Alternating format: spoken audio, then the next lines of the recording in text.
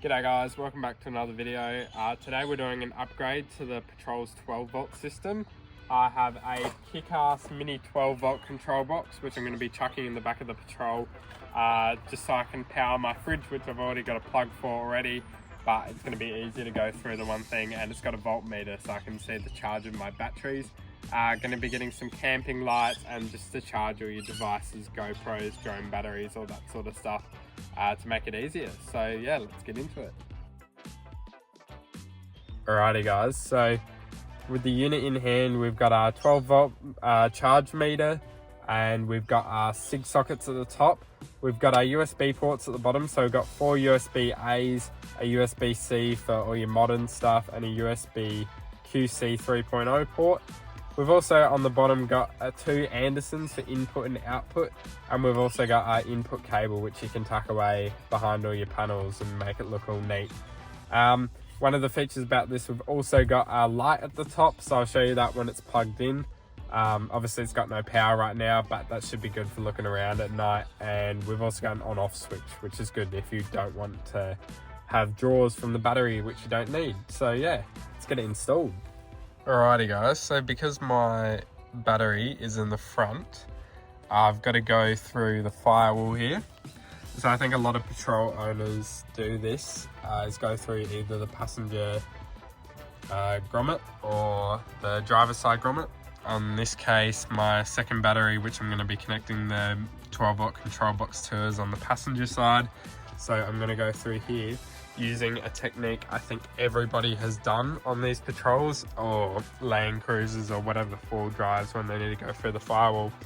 The old coat hanger with the extension cable, and you just sharpen the end a little bit so it pierces the grommet and creates as small hole as possible, and then you follow through.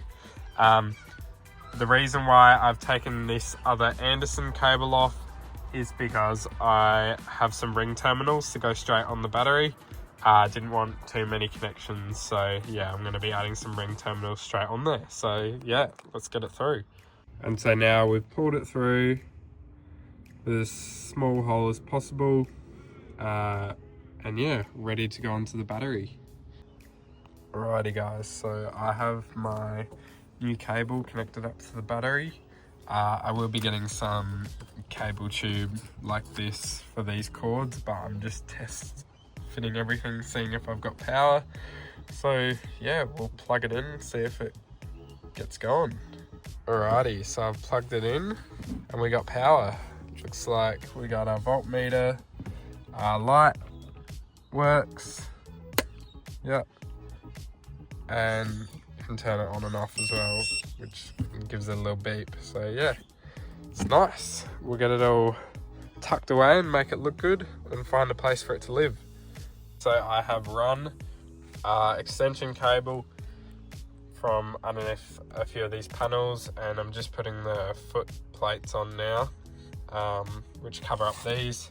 Had to take the seat belts off, and unfortunately snapped one of these panels at the back, but you can't see it, and the seatbelt holds it in anyway. Most of these are just clips, you know, 20-year-old car, can't expect much, but yeah, get it tucked away neatly. So we've got all the plastic trim sealed up on both the back and front door. So let's get to the back. Alrighty, so I've decided where I'm going to put the box.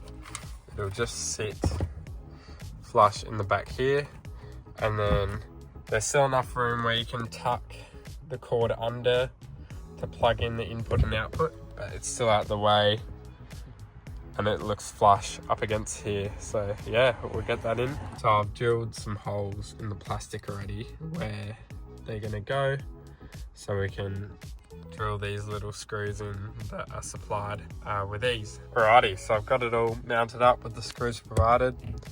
Real solid on the wall now, and I like that it mounts flush underneath here as well, so you can tuck away all your cords and stuff, which is pretty nice. So yeah, we'll get the rest of it tidied up and plugged in, and we'll get the fridge running and see how it goes. This is a final product in the back of the car. Looks good, it's a good looking unit.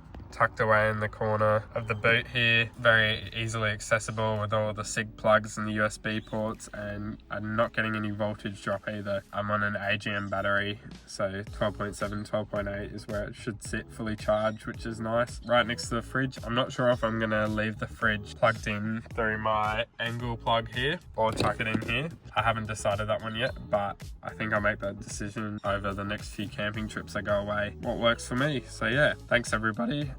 See you in the next one.